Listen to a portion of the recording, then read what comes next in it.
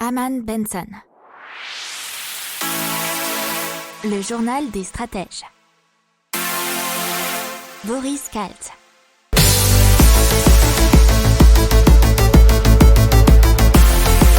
Vous allez écouter l'intégrale Impact du journal des stratèges de la semaine du 8 au 12 février 2021. Je vous souhaite une excellente écoute. Allez, on continue dans l'impact et surtout avec l'hydrogène vert et Life qui permet d'industrialiser la production d'hydrogène à partir d'énergie renouvelable pour les véhicules à pile combustible. Alors il faut savoir que selon l'Agence internationale de l'énergie, l'hydrogène aura un rôle essentiel à jouer dans la décarbonisation de l'industrie. L'Union européenne a lancé en juillet dernier un ambitieux plan de 180 milliards pour développer l'hydrogène afin qu'il représente 12 à 14% de son mix énergétique en 2050. Et en France, le gouvernement promet dans son plan de relance de dépenser plus de 7 milliards d'euros sur 10 ans pour en développer la production.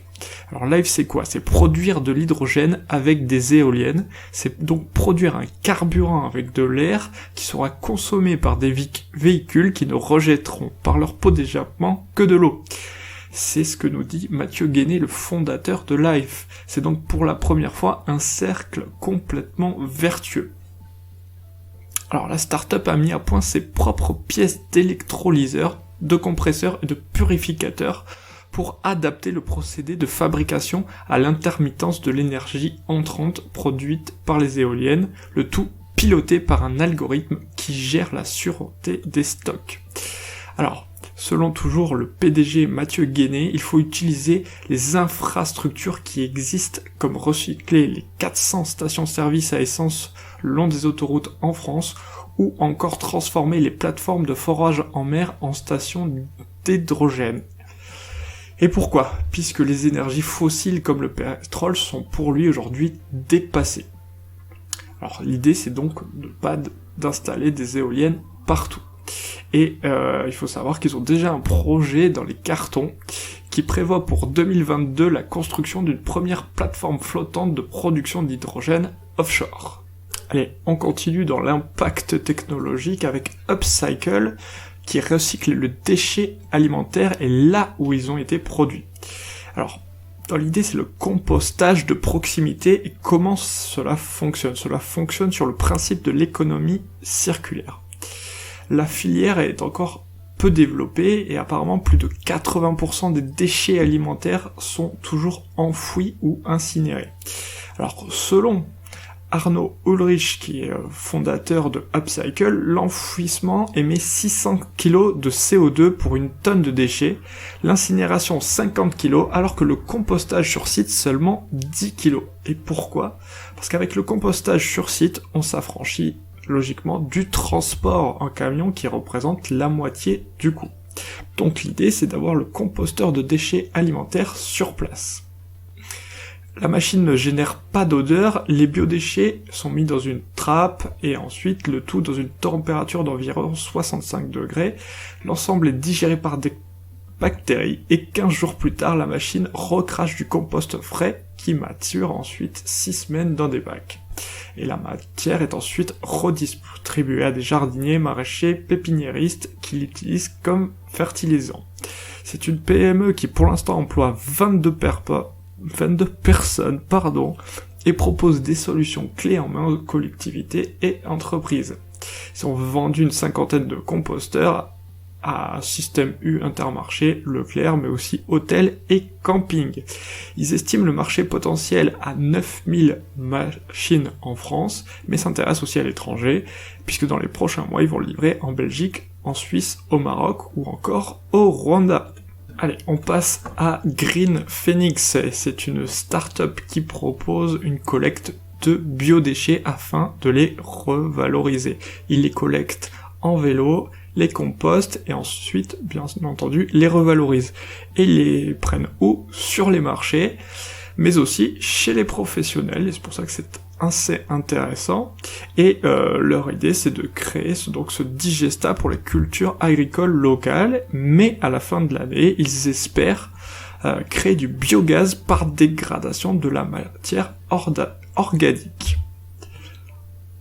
Et ils espèrent bien entendu voir leur activité se consolider et progresser.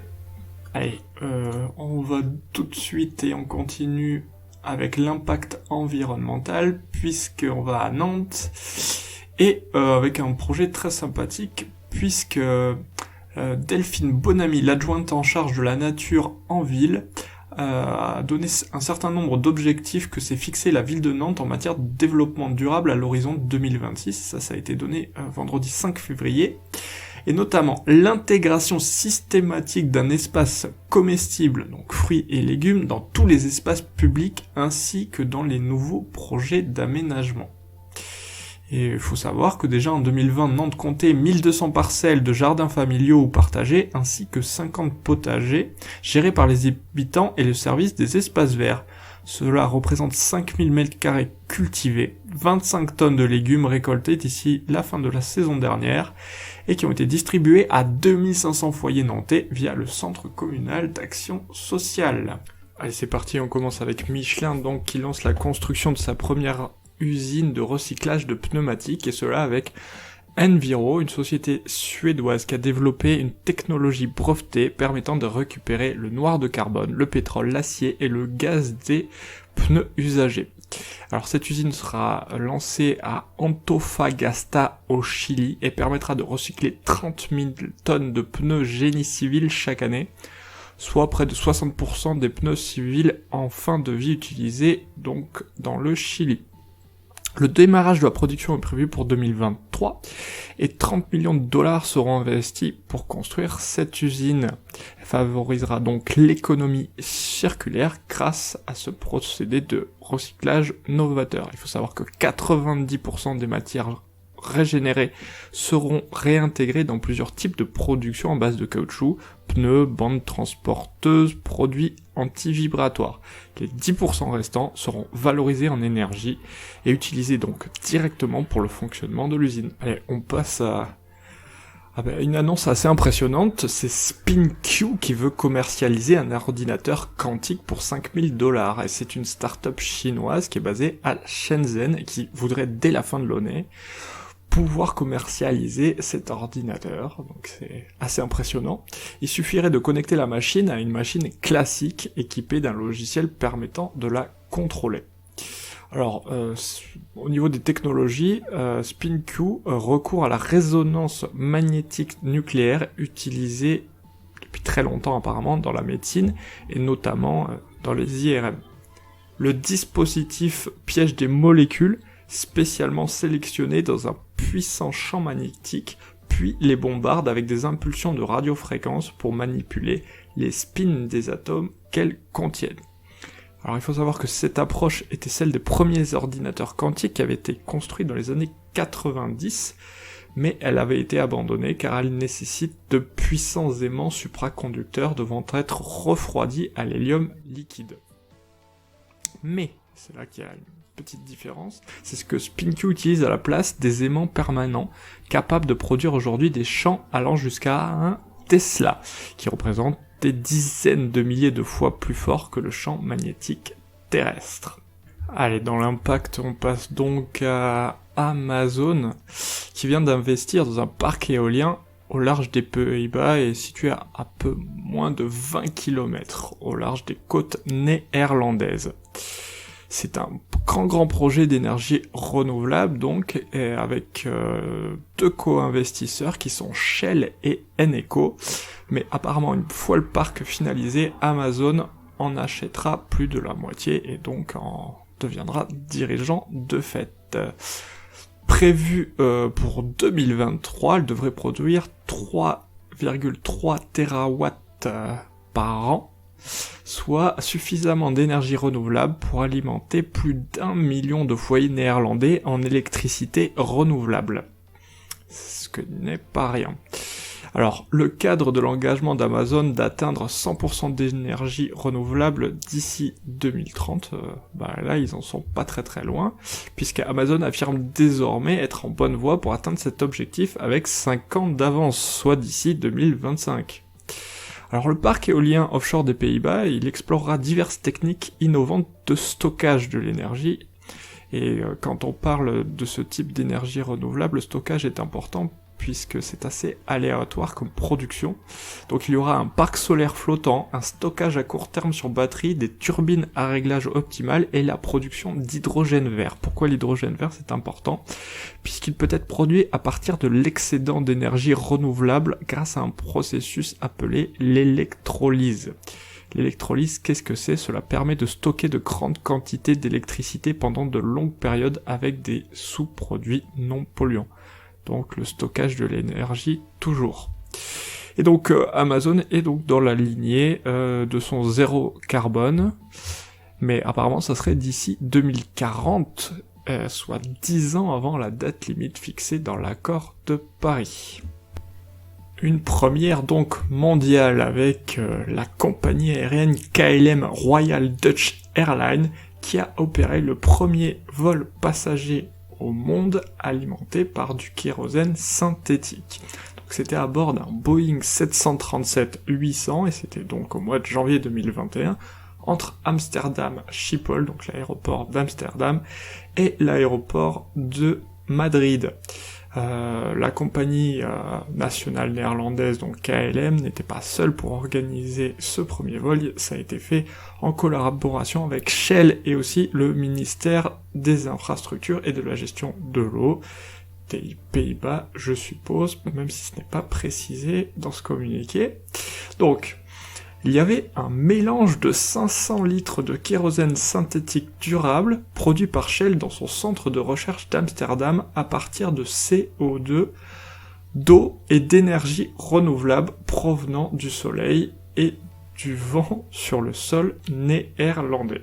Allez, on passe au Pot Farms, c'est un pot de fleurs intelligent à arrosage autonome. Donc c'est très facile à comprendre puisque ce sont des bouteilles en plastique qui sont collectées auprès de particuliers dans les villes. Donc là c'est à Tel Aviv, la start-up Pots Farm les découpe, les décore, les peigne et les confectionne en pots de fleurs avant d'y installer, et c'est là que ça devient intéressant, un système d'irrigation basé sur une mèche qui s'enroule autour des racines et simule l'activité des vaisseaux capillaires en drainant l'eau vers le haut, la gravité l'attirant vers les racines pour que les plantes puissent boire. Et ça, c'est le cœur de la technologie. Le pot a besoin d'être rempli d'eau qu'une fois tous les 3 mois et régule lui-même le débit d'eau vers la plante. On passe à EcoPack qui lance une enveloppe réutilisable pour le e-commerce. Et elle est faite à partir de toiles d'emballage qui sont récupérées en vrac, puis découpées, transformées en grandes enveloppes par une quinzaine de couturières qui habitent à proximité de la Haute-Loire. C'est destiné aux e-commerçants et c'est une alternative plus verte au packaging, au carton utilisé pour la livraison. Une fois que le client a reçu sa commande, il peut réexpédier gratuitement l'emballage vide en le déposant dans la boîte aux lettres la plus proche. Une fois réceptionnée par l'entrepreneur chez EcoPack, elle est nettoyée puis relouée à une nouvelle marque. Apparemment, elle serait réutilisable jusqu'à 100 fois. Et EcoPack dit qu'il loue ses enveloppes 2,70 € l'unité, donc aux grandes boîtes de e-commerce, et 3,50 le grand format. Et c'est à eux de voir les e-commerçants s'ils veulent répercuter le coût sur les consommateurs ou non. Dans l'impact maintenant, Trees Everywhere, c'est donc une start-up qui compte planter 1 milliard d'arbres en France. C'est ce qu'annonce Sophie Grenier, qui est donc une des fondatrices avec Olivier de Montetis. C'est une start-up dite de services environnementaux. Et donc, ils ont déjà une dizaine de collaborateurs. Donc, quel est leur but? C'est mettre en place des entreprises qui veulent compenser leurs émissions de CO2 avec des communes qui ont des terrains. Sur place, des spécialistes orchestrent la mise en terre. Alors, pour l'instant, il y a eu une première opération qui va être inaugurée à Milouze. C'est une micro-forêt urbaine plantée sur d'anciens jardins familiaux. Alors le concept a été repris, c'est-à-dire que c'était à la base le concept du botaniste japonais Miyawaki. C'est donc un concept de micro-forêt comme puits à CO2. Il faut savoir qu'un milliard d'arbres, comme dit Olivier de Montetti, c'est environ 200 millions de tonnes de carbone capturées sur quelques décennies. C'est presque la moitié de ce que la France émet par an.